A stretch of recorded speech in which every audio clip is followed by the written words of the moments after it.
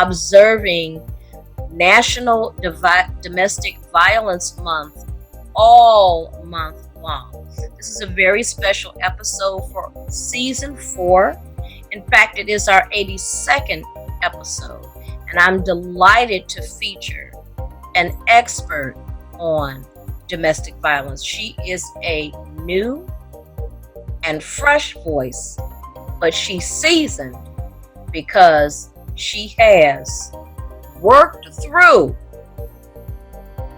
that which she was affected by. And she's got a new book that's coming out about domestic violence. Miss Winslow, tell us what the title of your book is. The name of my book is called Rape the Silencer, Good Girls Don't Tell Until Now. And you even have a bonus for us.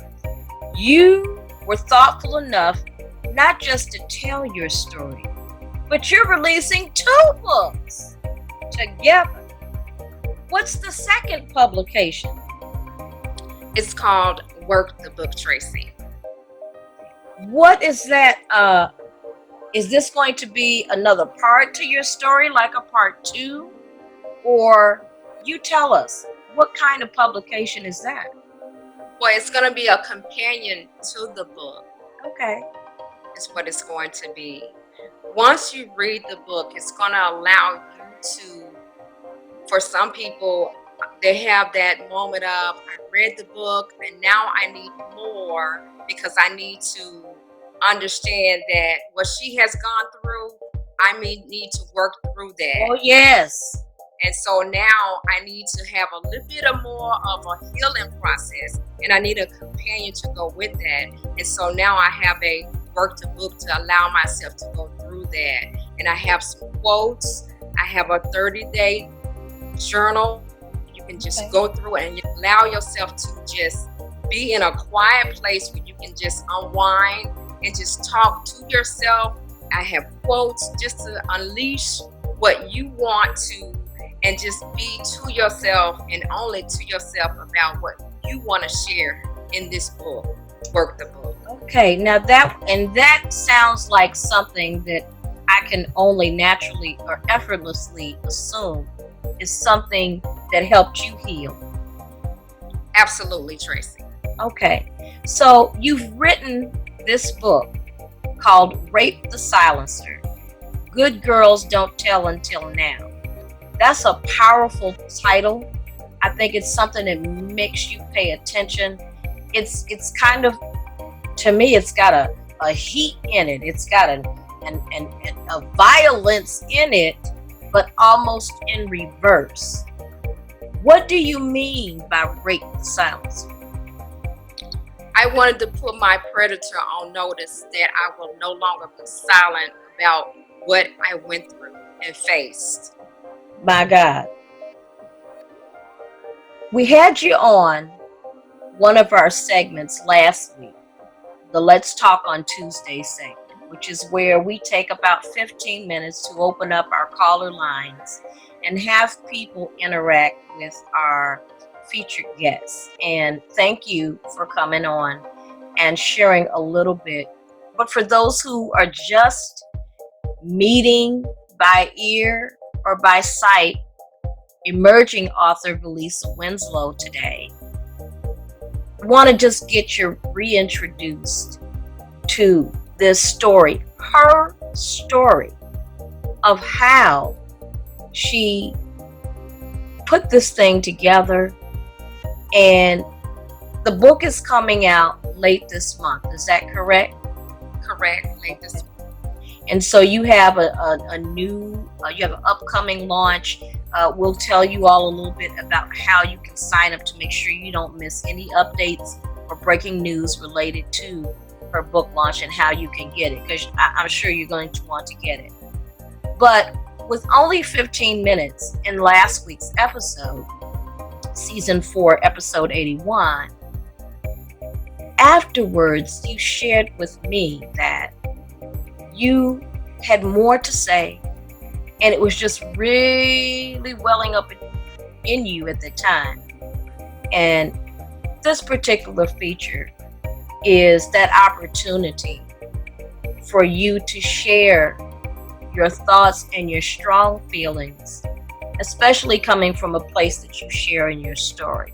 So I want to get right into it. You wanted to speak about how youth, how children at whatever age and stage in their childhood, from being very young, maybe you can't speak for yourself, when you're changing, going through puberty years, which is such a trying time in so many areas. Your body's changing, your thoughts, you got all this hormonal activity, and you're somewhere between becoming that young adult.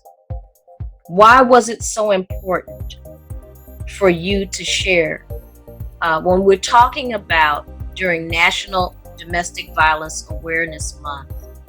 We're talking about creating awareness, bringing information out in a public way that hopefully we can impact change.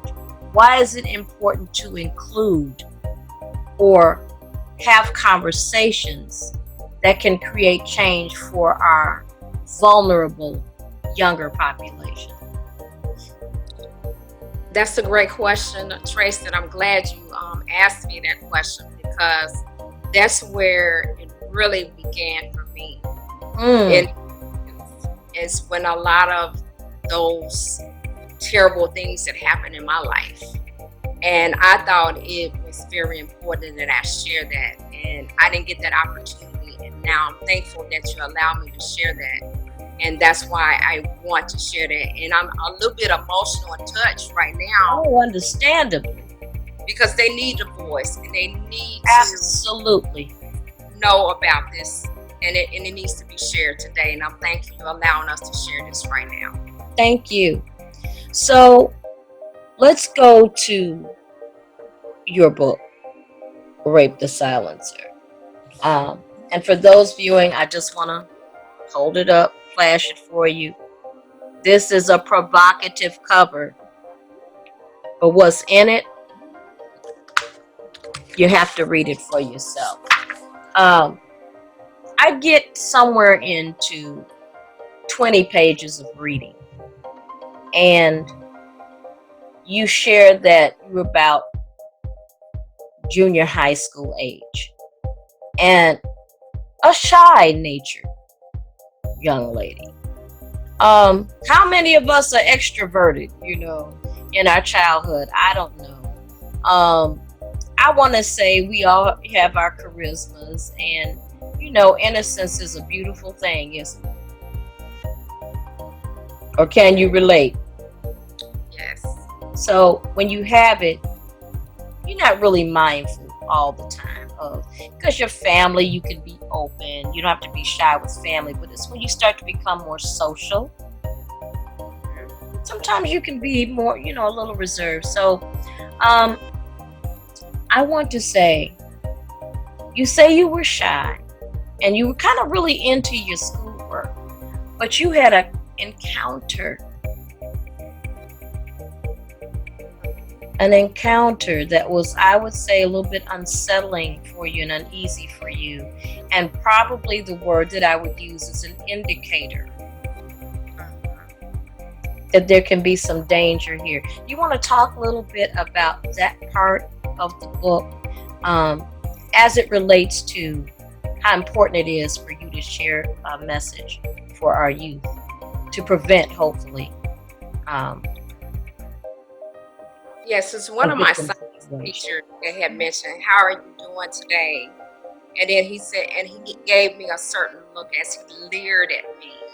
And that's one of those indicators of how are you doing today. But those are one of those things that they get you engaged in talking.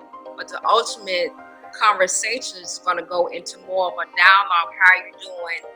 But then it's going to do of a leering, but looking at you from head to toe. And as Tracy was saying, we don't recognize how we look from the outside, and we're shy.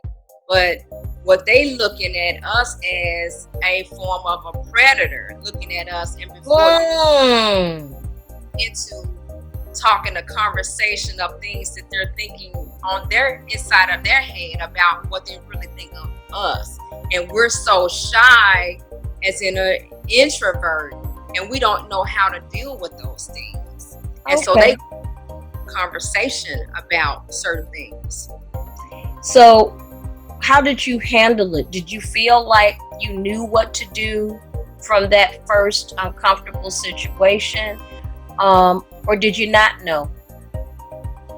The first conversation, I really didn't know how to deal with that situation. I was really shy, and I told no one about that situation. Silence. Yeah. Silent. Oh. Well, as your book goes on, you certainly begin to, I think, break our hearts as we read it, because you end up having another encounter. Now, this was a teacher, but still in your high school years, you had, sounds like you met a friend, a young man, and looked like flirting was harmless. That tends to be normal in adolescence. You start taking more notice.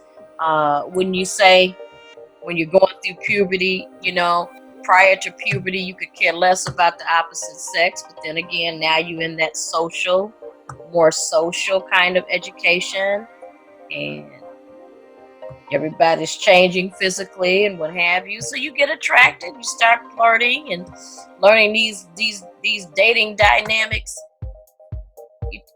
You had an incident that was kind of unfortunate. You want to share a little bit about the young man that you were attracted to and where that ended up going? Well, a little bit. I'll share a little bit. I don't want to give too much away, but he did something that I didn't feel comfortable with. And around my neck. And so, with that being said, again, as you can see, it goes into a magnet situation. So you're saying that I didn't say nothing the first time. I let it go. Okay. Here we're going into another situation where I'm going into another altercation of someone going into putting their hand around my neck. So you see, those are little things that are going on, and I'm still not saying anything. So as you can see, I let that go. Valessa, when we talk about these kinds of incidents, and unfortunately we talk about it after the trauma has occurred, was there a pre-indicator that led to him putting his hands around your neck? What do you think? There was no warning signs. No warning signs. And a lot of times in relationships, everything seems so great and it seems picture perfect at first, and that's where you say, oh, I'm in such a great relationship. I never saw that coming. Wow. Did he hurt you? Mentally, I was hurt. I was hurt mentally, but I still stayed in the relationship because I thought this would never happen again. And it happened again. Yes, it did. I guess my next question for you, and I would like to think, as you share, I'm speaking for our listening and viewing audience. What do you think, knowing what you know now, having encountered in your preteen, adolescent years, what could you have done differently?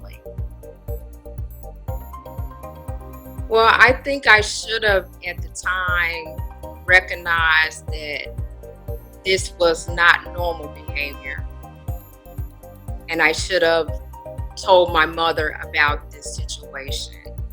So telling him, okay. So you're saying that in an uncomfortable situation where you feel like this is not the norm, instead of just saying, we'll wait and see, we'll write it off as what you shared.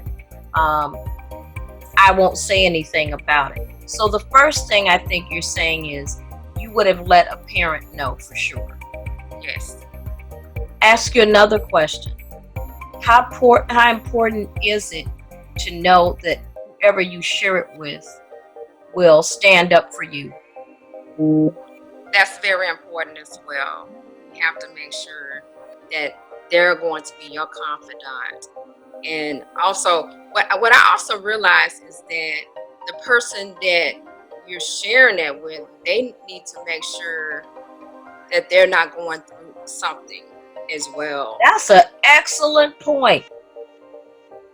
Because when people are going through or they have been victimized, it can truly affect how they share. Correct. And with this story that you have written and published, it's very important that you tell people, share the experience is your story. Yes. You believe that. And so you're saying share. You've got a lot of promotional information out here, motivational, because you are a motivational speaker and a coach. Is that right? That's correct. So you are sharing messages that I believe are going to empower people, lift them up, take them somewhere positive out of pain.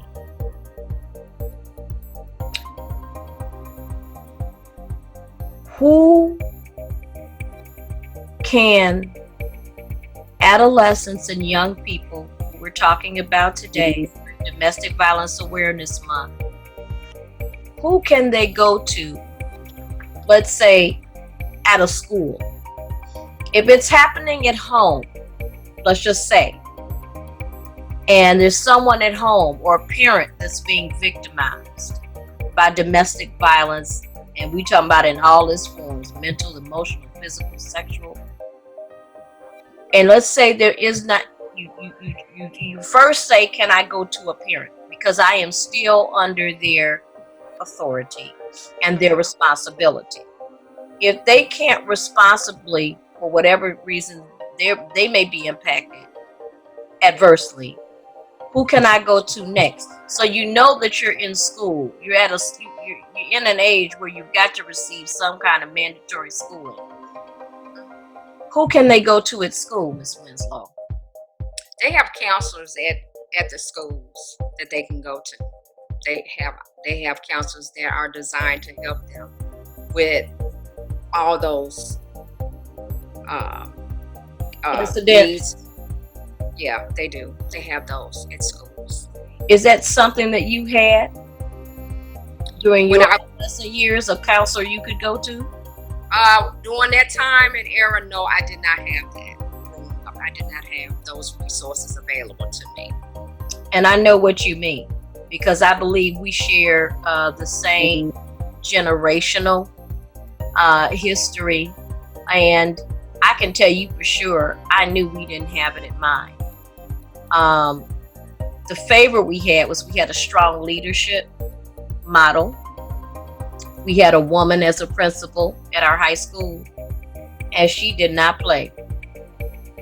She was like Mrs. Lean on Me with the baseball bat coming down the hallway, Morgan Freeman. And so, because she had such a strong, authoritative, tolerance for no mess presence, I think it helped us feel confident. But we weren't thinking of going to a counselor. We would go to that person. How important is it to have these kind of personalities in our school systems? I think it's very important to have those strong personalities. But also, what's also important, even though they're strong personalities, they have to be able to show that we can trust them too. Come on! Important as well. A lot of times, we want to make sure that you can pull back those layers of the onions too to show that you care. Yes. Have some empathy and show that you care. Because a lot of times people go through a lot in their lives, but the ultimate thing is, can we trust you enough to show that you care for us, and that's what's important for people to realize. Okay, now.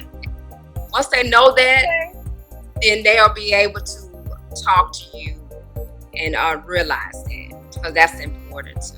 Okay, so that is great advice for the adolescents who may be listening. And I hope that we have someone listening and viewing this interview today and hearing about Miss Winslow's story, her experiences, and some of what is she's going to talk about in her books, both the story and also her work the book to the Rape the Silencer story companion publication. I guess I want to say, if you are someone that works with children, but if you're working with young people, she's given you some tips, some things to look out for: teen dating, horsing around, and I know you want to talk about that as a pre-indicator.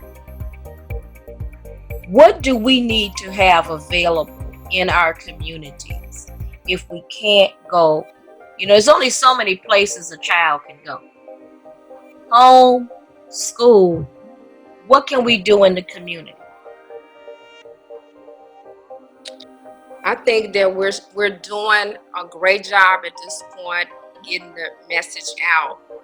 I would say continue what we're doing. Just keep spreading the word, but also just be aware of what you just said.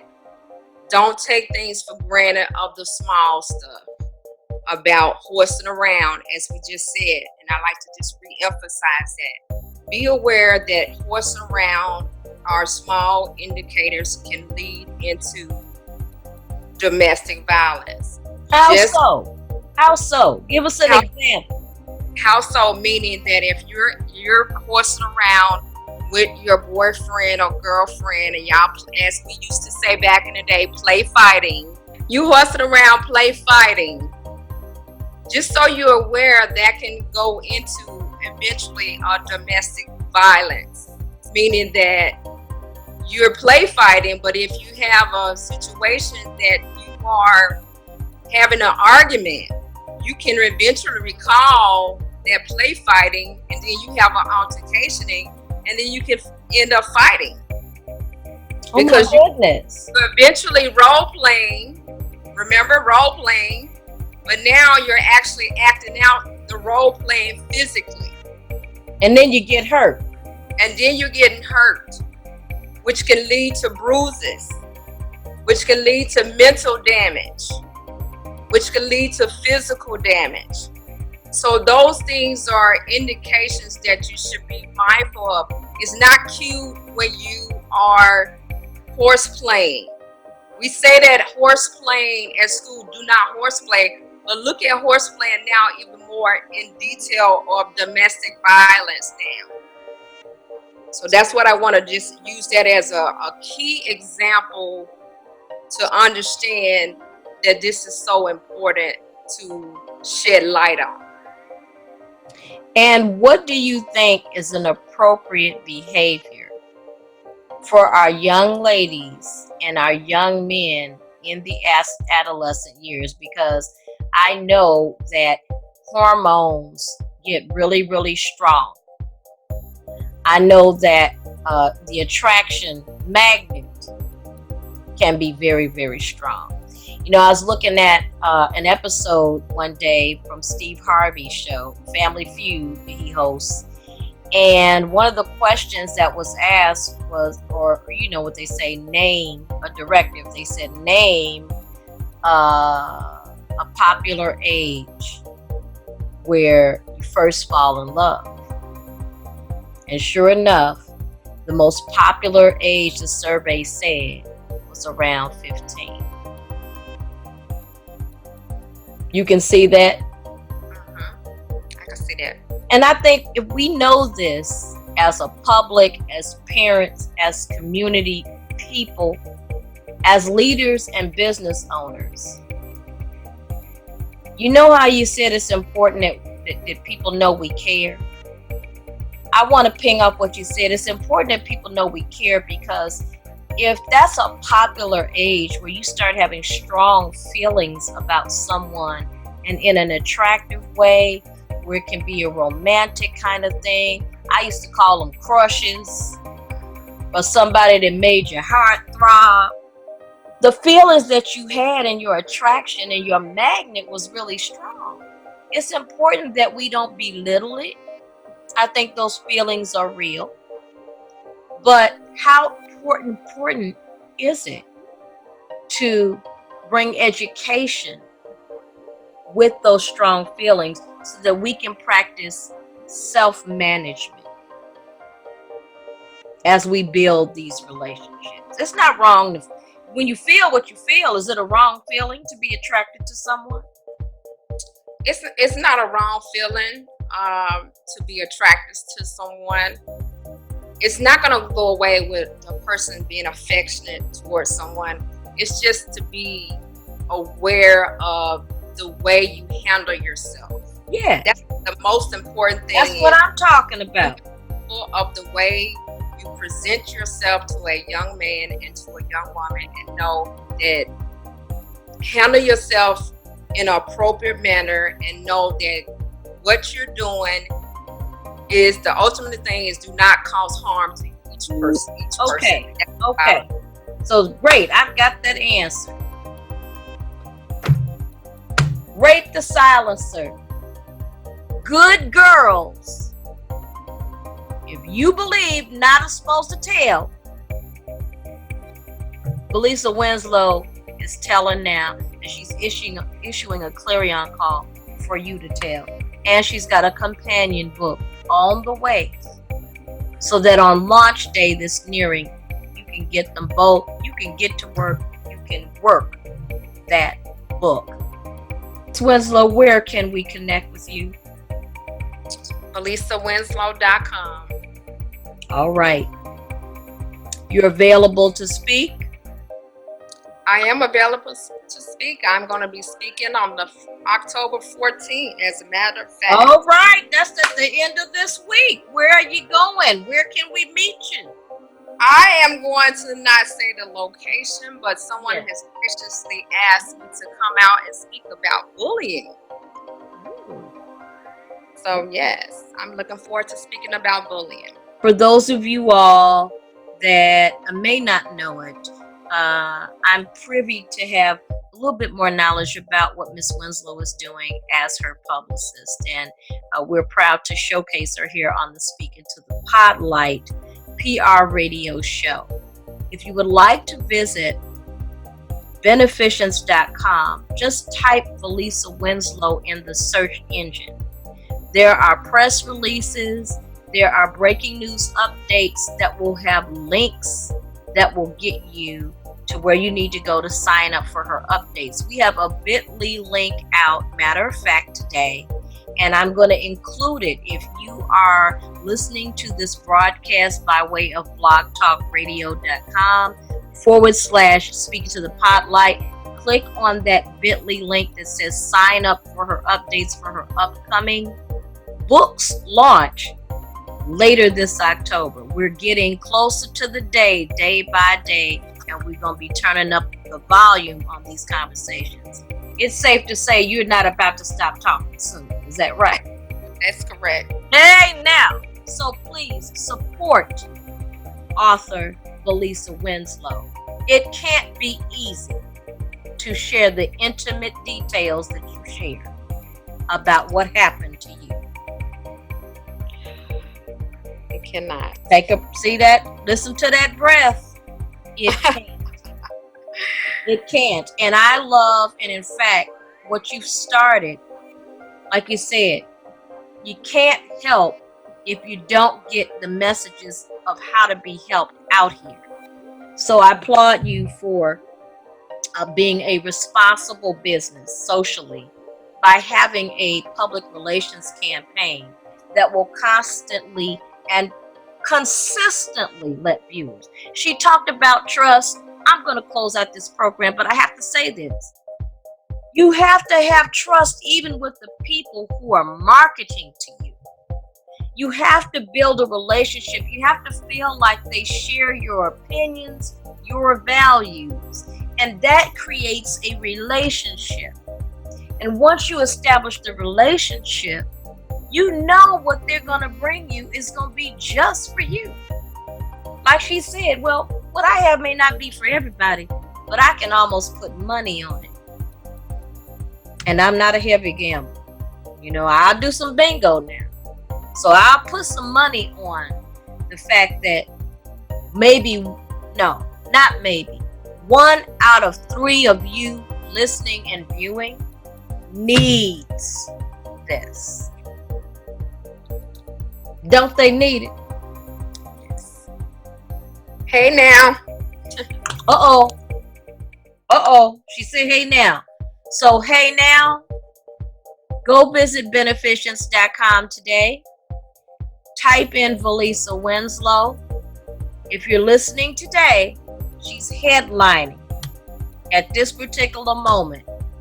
Click wherever you see that face, where you see that name, and her book imaging there. Click it because there's going to be a link that tells you how to sign up. Very important that you sign up. Signing up at her book launch is going to get you some bonus opportunities that you don't want to miss. It's so important to be on time. Don't let a special opportunity pass you by. This is the special opportunity. This is the season where the nation is giving domestic violence awareness its full attention. I'm so glad you all have paid attention today. And we look forward to bringing you back. Thank you. Very, very soon. Much sooner than later. So, thanks for listening. You are listening to Speaking to the Podlight.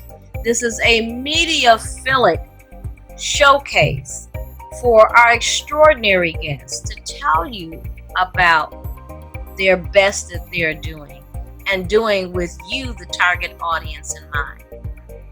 If you'd like to reach out to us and you would like to be a guest on an upcoming episode, please visit our website at SpeakIntoThePODlight.com. We are on Twitter at @IntoThePodlight. We're also on Instagram at SpeakIntoThePodlight. And of course, we have a business page on Facebook at Speak Into the Podlight. Tune in, follow us. Don't miss an episode because each episode is focused on bringing valuable information to those of you who may have need of hearing the stories of those you want to do business with and build that relationship with first. I want to thank you so much for listening. I'm Tracy Vaughn, the host and executive producer of Speak Into the Podlight. This is Season 4, Episode 82 on Speak Into the Podlight. I hope you'll visit us at Blog Talk Radio and hit that follow button so that you don't miss one episode. Go through. We've got so many fabulous interviews. Go back and hear Miss Winslow's introduction. You may want to get a little more familiar with her. Just type it in your search engine. You're going to find her interview there. So many other extraordinary and occasional celebrity guests who are doing their absolute business best. Thanks for listening in. I'll see you next episode.